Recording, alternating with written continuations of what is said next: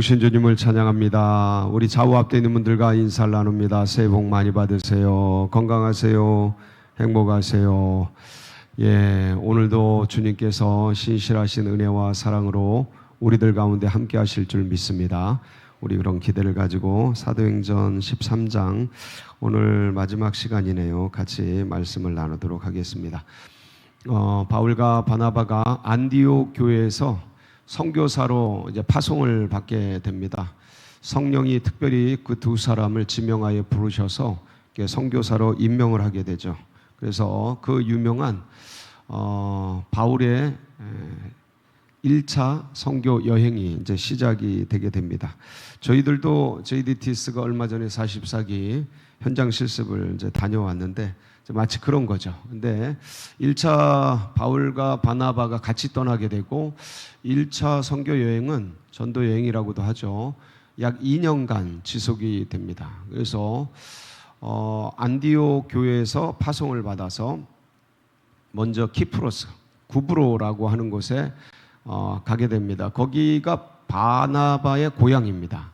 바나바의 고향에 가가지고 거기서 또 복음을 전한 뒤에 밤빌리아로 들어가죠. 버가라는 곳으로 들어가서 거기서 또 선교 사역을 하다가 그 지역에서 마가 요한이 이제 돌아가게 되죠. 그리고 나중에 이게 이제 바나바와 바울이 깨지게 되는, 논쟁하게 되는 그래서 그런 이유가 되기도 하는데 떠나가게 되고, 그러고 나서 이제 더 깊은 곳으로 내륙 지역으로 들어가는데 그 지역이 어디냐면 비시디아 안디옥입니다. 그래서 그 1차 선교 여행의 그 모습을 지도를 통해서 이렇게 함께 살펴보면 이런 모습으로 볼 수가 있습니다. 그래서 지도를 잠깐 띄워주실까요? 네, 보여주시면 볼 수가 있을 텐데 준비가 아직 안 된 것 같네요.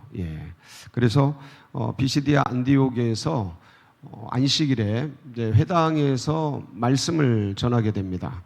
회당에서 말씀을 전하게 되는데 그때 이제 바울이 말씀을 전할 때 어제 우리가 바울이 전한 말씀 설교와 베드로가 전한 말씀의 유사성에 대해서 함께 살펴봤지 않습니까?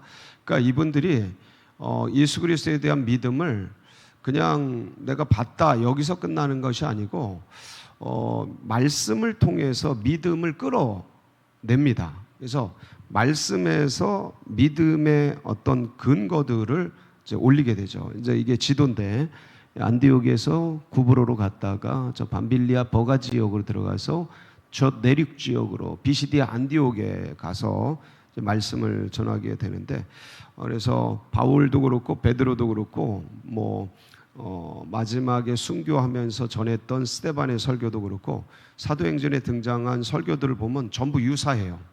유사한데 그 믿음의 근거들을 말씀에서 끌어내는데 그 말씀 중에서 다윗의 말씀, 시편의 말씀을 많이 인용합니다. 왜 그런가 하면 예수님이 제2의 다윗으로 오셨고 모든 사람들이 예수님을 다윗의 후손으로 기다리시는, 그러니까 메시아가 그렇게 오리라고 약속된 그 말씀을 가지고 있었기 때문에 그 다윗이 말했던 말씀들을 가지고 많이 증거를 하는데 그 바울도 그 다윗이 내 뒤에 그 하나님과 다윗이 막 말씀을 가지고 약속을 할 때 사무엘하 같은 경우 보면 하나님께서 다윗에게 다윗의 언약을 주시는데 내 왕위가 영원히 견고하게 되리라 라는 말씀을 하셨는데, 그리고 시편에 보면 다윗을 향해서 네가 스올의 버림을 받지 아니하고 주의 거룩한 자를 멸망시키지 않으실 것이다, 썩음을 당치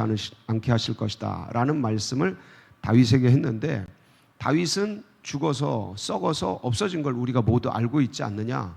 그러니까 이 말씀이 누구를 가리킨 거냐? 이게 제2의 다윗인 그리스도를 가리킨 말씀인데 이 그리스도는 예수시다. 왜냐하면 묻히셔서 무덤에 묻히셨다가 썩지 않고 부활하셔서 살아나셨고 그것에 대해 우리가 증인이다 라는 말씀을 통해서 예수가 누구시다? 그리스도시다라는 것을 증언하는 거예요. 그러니까 여러분, 이게 우리가 이 말씀을 시편 말씀을 보고 사무엘하 말씀을 보지만 제가 이렇게 설명을 드리잖아요. 설명을 드리는데도 불구하고 그 말씀을 지금 봐도 이 말씀이 예수 그리스도를 증언하는 말씀으로 우리에게 이게 확 다가와야 되거든요. 그러니까 이 말씀들이 구약의 말씀, 신약의 말씀들이 이 말씀이 그리스도 예수를 향한 말씀이다라고 이게 확 다가와야 돼요. 왜냐하면 구약과 신약 모두가 그리스도를 향해 기록된 말씀이고 그분이 예수시기 때문에 이게 이제 내 영혼의 확증으로 다가와야 되는데 이분들이 베드로도 그렇고 바울도 그렇고 스데반도 그렇고 목숨을 걸고 그렇게 확증했던 그 말씀들이 지금 우리들이 듣고 있는데 이제 원래 설명되지 않았던 구약의 말씀을 그들은 그렇게 확신해서 재해석해서 설명까지 해줬는데 2000년 뒤에 우리는 그거를 보면서 확증하고 재해석하고 설명해준 명확하게 알려주신 그 말씀을 보면서도 이 말씀이 그건가 하고 이게 뭔가 이렇게 석연치 않은 건 아닌데 약간 이렇게 확신할 수 없는, 그러니까 내 안에 이게 확신이 안 되는 거죠. 그러니까 어떤 관념은 있단 말이에요. 예수가 그리스도라는 관념은 있어요. 그걸 믿죠. 안 믿는 건 아닌데 이 믿음이 이런 에너지가 우리가 왜 안 나오냐.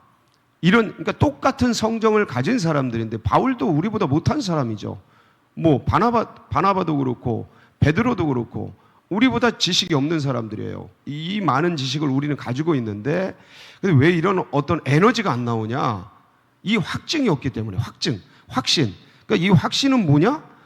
결국은 말씀을 읽을 때 이 말씀이 그 말씀이다 하고 이게 내 안에 사로잡는, 붙드는 집중력, 몰입, 그리고 이것을 알려고 하는 어떤 간절함, 이런 것들이 없는 거예요. 이 시대가. 믿음은 있단 말이에요. 근데 힘이에요. 약한 거예요. 그러니까 거기서 약한 에너지밖에 안 나오는 거예요. 근근히 내가 살 수 있는 한, 내가 먹고, 그러니까 내가 구원받고 내가 먹고 살 수 있는 그거.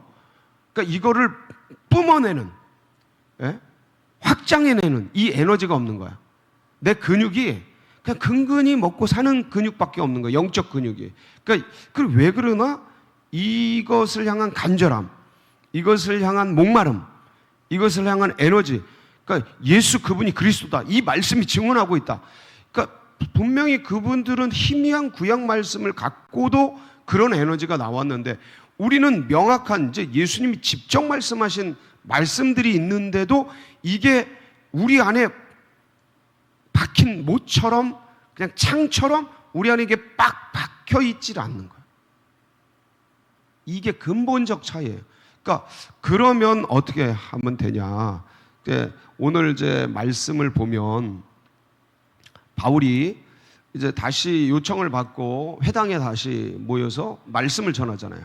근데 이제 많은 사람이 이제 이분들의 말씀을 듣고 와 흥미를 느끼고 관심을 갖고 와 진짜 그런가 보다 하고 어떤 유발됐단 말이에요. 뭔가 동기가 유발됐어요. 그래서 거기 보면 그 다음 안식일에는 44절이죠. 44절에 보면 그 다음 안식일에는 온 시민이 거의 다 하나님의 말씀을 듣고자 하여 모이니. 그러니까 뭐 이런 도시, 서울, 뭐 인천 이런 큰 도시를 생각하면 안 되지만 그래도 그 마을에 있는 마을 시족 사회니까 그 마을에 있는 사람들이 이제 많이 모였어요. 많이 모여가지고 바울과 바나바가 하는 말씀, 특히 바울이 하는 말씀을 듣고자 하여 이제 모이게 됐는데, 그러니까 관심이고 이들이 뭔가 바울의 설교를 통해서 뭔가 동기부여가 됐고, 우리가 기다리던 그 메시아가 그 예수시요? 하고 이제 뭔가 땡겨 왔단 말이에요. 그래서 이제 그들에게 말씀을 전하려고 다시 이제 뜨겁게 말씀을 가지고 모였는데 문제는 뭐냐면 항상 이렇게 관심을 갖고 흥미를 갖고 우호적인 분들이 있는가 하면 항상 내가 아무것도 안 했는데 나를 반대하는 사람도 있고 나를 적대하는 사람도 있고 나를 미워하는 사람도 있고 싫어하는 사람도. 예수님도 그랬죠.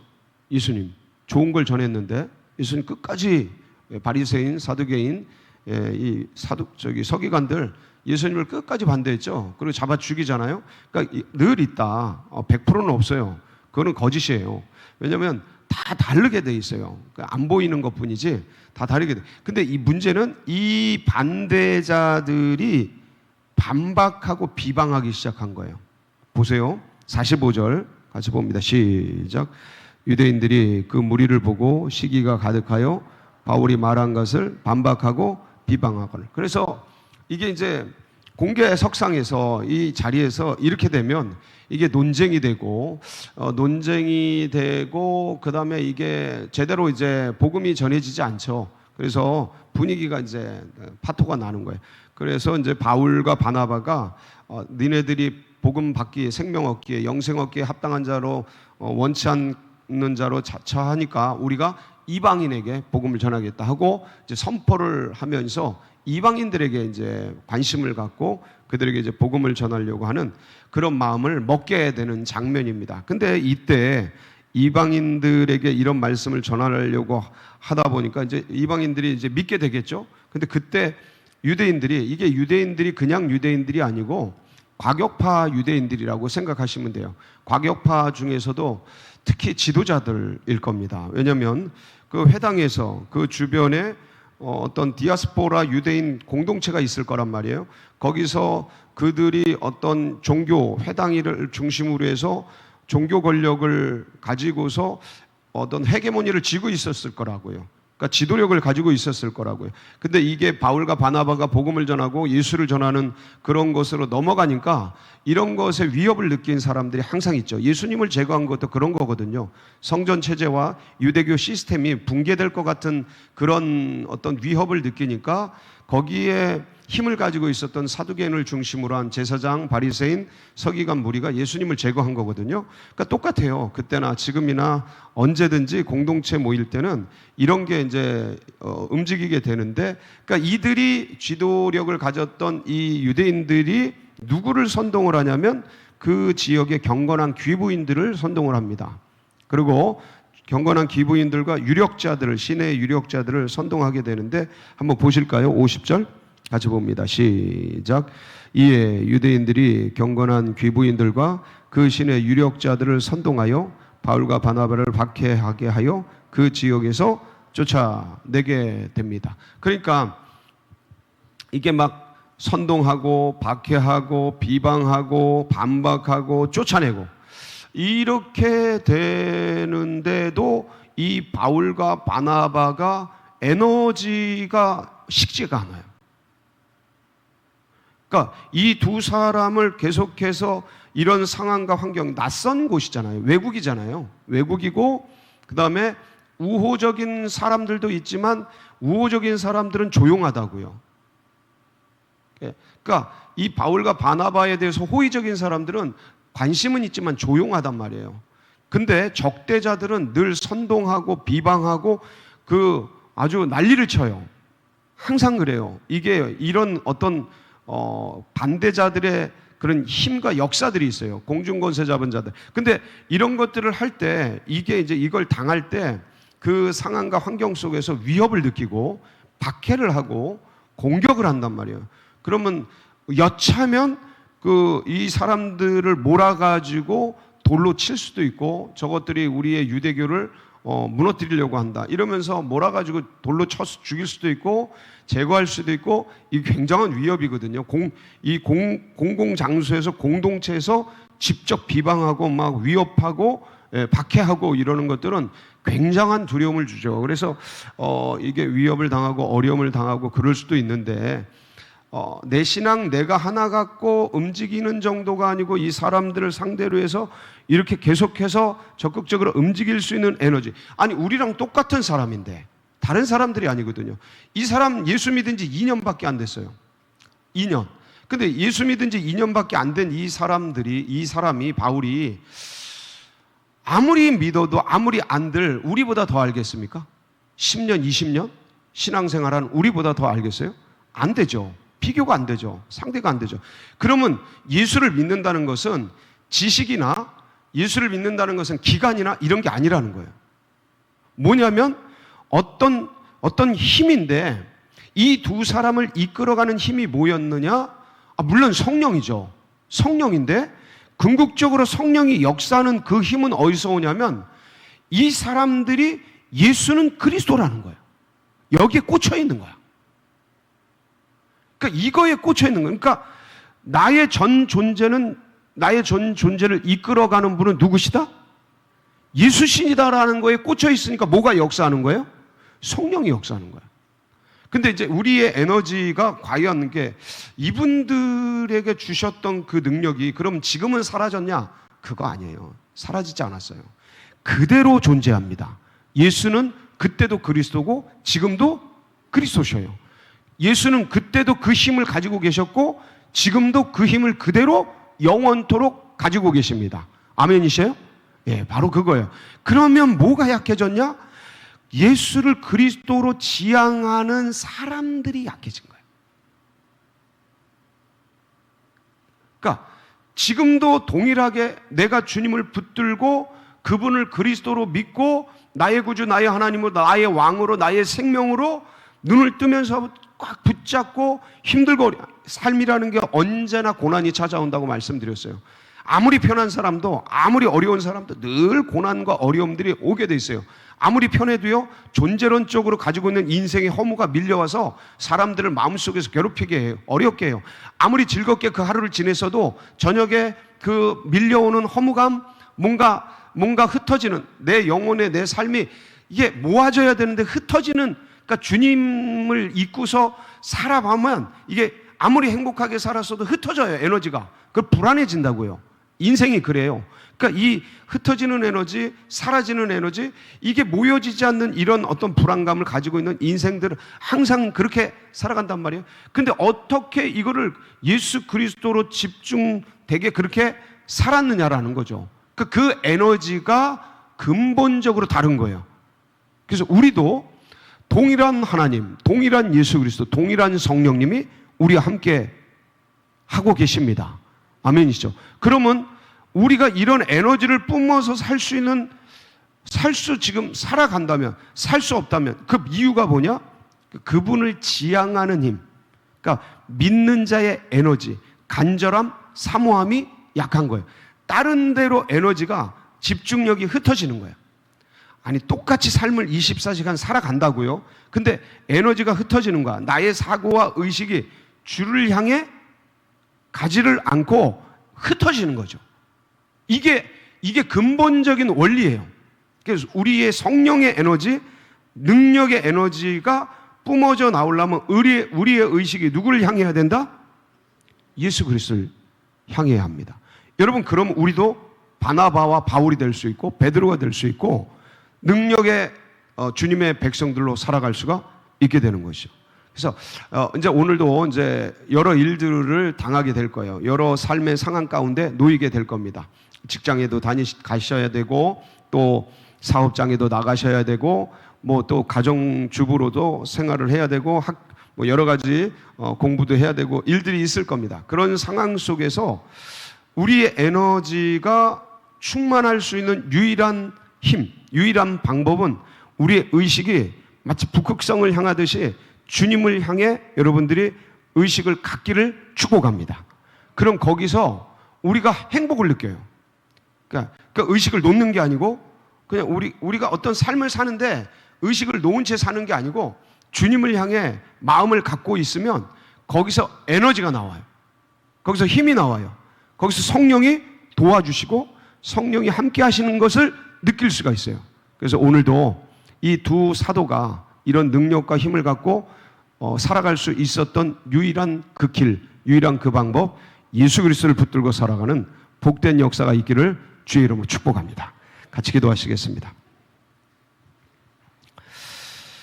합심해서 기도하실 때 우리 또 연약한 환우들, 또 고난받는 분들, 또 연로하신 분들 주님께서 힘 주시고 능력 주시도록 오늘도 넉넉하게 살 수 있도록 기도해 주시고 둔촌동 시대가 활짝 열리도록, 그리고 포리온 아파트 예비된 영혼들이 주님의 교회로 우리 서울제일교회로 찾아올 수 있도록 기도해 주시고 주님이 몰아주시도록 기도해 주시고, 여러분 각자의 기도 제목 붙들고 우리 다 같이 주여 부르짖고 기도하며 나갑니다. 부르짖습니다.